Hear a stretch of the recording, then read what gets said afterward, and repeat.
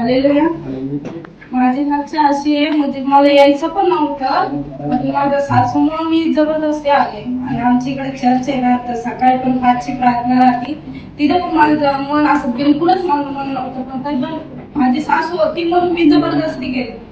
तर मला असं चढ आणि झालं होतं.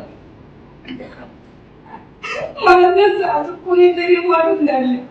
आणि माझ्या घरामध्ये ना माझ्या नवरा खूप चिडचिडेपणा होतो खूप. तरी पण माझ्या नवरा समजून घेते. असं जसं मला वाटते की माझ्यासोबत कोणीतरी बोलतंय. मी आजपर्यंत कोणाला बोलले नाही, पण जसं कोणीतरी मला बोलते आणि त्यांच्याशी बोलते, माझ्याशी बोलू नको असं मला वाटते की आणि मी जर चर्चला चालले ना, तर माझं काही ना काही काम निघते. आणि मला अजून घराच्या बाहेर निघलं ना, असं पाय माझं वळून करते.